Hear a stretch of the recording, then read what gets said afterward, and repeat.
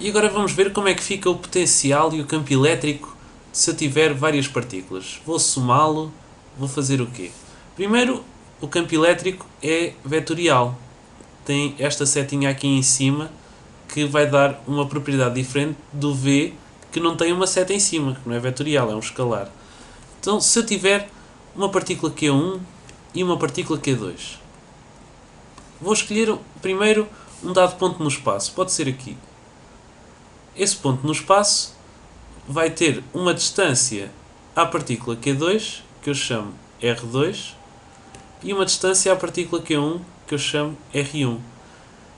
E para definir este vetor, tenho que dizer qual é a direção e o sentido. Para isso é que eu defini aquele E de R, que eu chamo versor. Este é o E de R1 e este é o E de R2. O que é este E de R1 e R2? Diz-nos qual é o sentido ou a direção que eu estou a escolher para a distância R1 e R2. Qual é o campo elétrico criado pela partícula 1?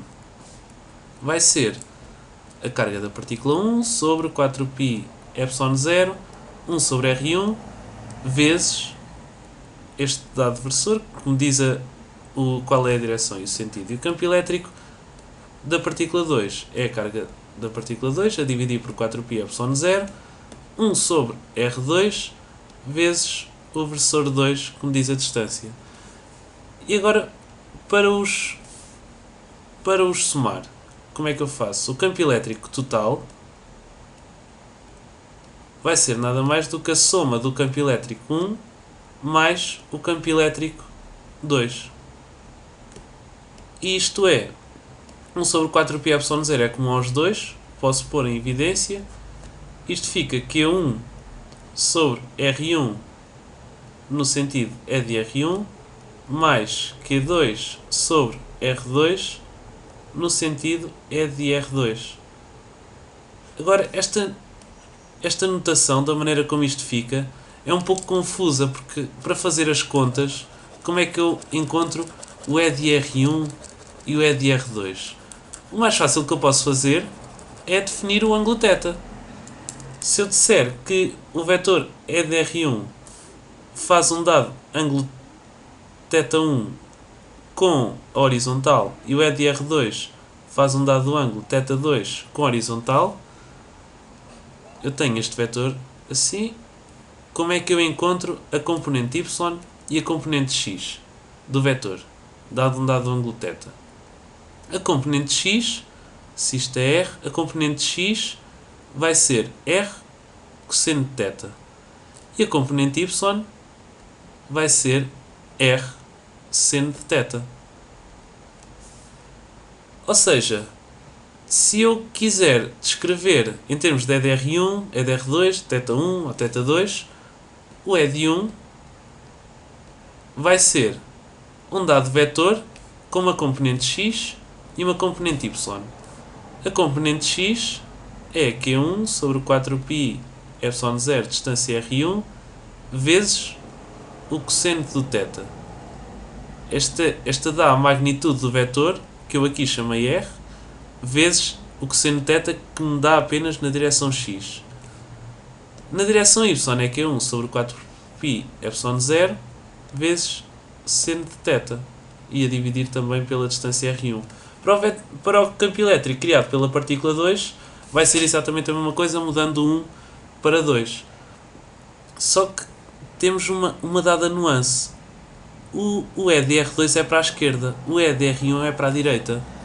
Isso, em termos de vetores, é um sinal mais ou um sinal menos. Em x estou a ir para a esquerda no E de R2, então tenho menos Q1 sobre 4π epsilon 0 R2 cosseno de θ2. E aqui também tenho cosseno de θ1 e seno de θ1. Do outro lado, e é Q2. Do outro lado também tenho Q2 sobre 4π epsilon 0 R2 seno de θ2. Porquê é que é positivo? Porque tanto o E de R2 como o E de R1 são para cima, têm os dois o mesmo sentido. Então, se eu definir como positivo para cima, está aqui, para cima é positivo, então a componente y do E2 e do E1 vão ser as duas positivas. Se eu agora as quiser somar, é só somar componente a componente. Como é que fica E1 mais E2? Como eu estou a duas dimensões, vou só ter duas componentes, x e y. Então, isto vai ficar a componente x, 1 sobre 4πy0, fica em evidência, vai ser Q1 cosseno de θ1 sobre R1 mais Q2 cosseno de θ2 sobre R2. Na componente y, o 1 sobre 4πy0 também pode ficar em evidência, que fica, agora o Q2 não é mais, é menos, porque tem aqui o sinal menos, não esquecer. Na componente y são as duas positivas, por isso fica Q1 seno de θ1 sobre R1 mais Q2 seno de θ2 sobre R2. E já tenho o meu vetor e já consigo descrever em termos de x e y qual é o campo elétrico num dado ponto do espaço. Basta que eu tenha o ângulo θ que ele faz com a horizontal. Eu consigo calcular o valor de Q1, agora como é que eu encontro o valor de θ1?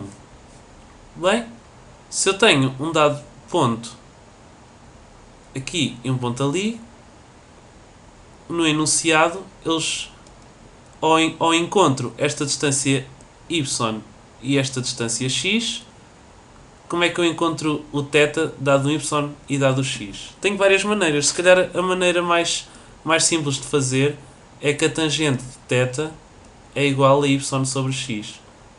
Para encontrar o θ não é nada mais do que tangente menos 1, ou também lhe posso chamar arctangente de y sobre x, e a partir daí já tenho um ângulo θ que ponho na minha equação e encontro o valor do campo elétrico total. E agora, se eu quiser um potencial V, o potencial V de várias partículas já não vai ser vetorial, vai ser apenas escalar. Se eu tiver uma partícula Q1 e uma partícula Q2, como vai ser o potencial V total das duas? Então, da mesma maneira, tenho que ter a distância em relação à primeira e a distância em relação, e pondo melhor aqui, a distância em relação à segunda, que chama R1 e R2. Se nos derem no problema o θ, está tudo bem, mas agora o V é escalar, não preciso nada disso. O V da partícula 1 é 1 sobre 4πy0, a carga de 1 sobre a distância R1, e o potencial da partícula 2 é 1 sobre 4πy0, Q2 sobre R2. Então como é que é o V total? O V total também vai ser a soma dos dois potenciais nesse dado ponto R. Ou seja, 1 sobre 4πy0 pode ficar em evidência, fica Q1 sobre R1 mais Q2 sobre R2. Se tivéssemos várias partículas, era fazer exatamente a mesma coisa, tendo em atenção qual é o R1 e o R2 de cada uma. Ou seja, se eu tiver N partículas e estão todas carregadas com carga Q1, Q2 até Qn. Pronto, esta é a notação usada mais pelos matemáticos, mas fica mais simples se eu utilizar isto. O campo elétrico nesse dado sítio R vai ser igual ao somatório, e é vetorial, de todos os campos elétricos das partículas. Tenho o campo elétrico EI da partícula E1, E2, E3, E4, somado desde a partícula 1 até à partícula N. Da mesma maneira, o potencial nesse dado local R é igual ao somatório de todos os potenciais nesse ponto. No ponto R, o potencial da partícula I no ponto R.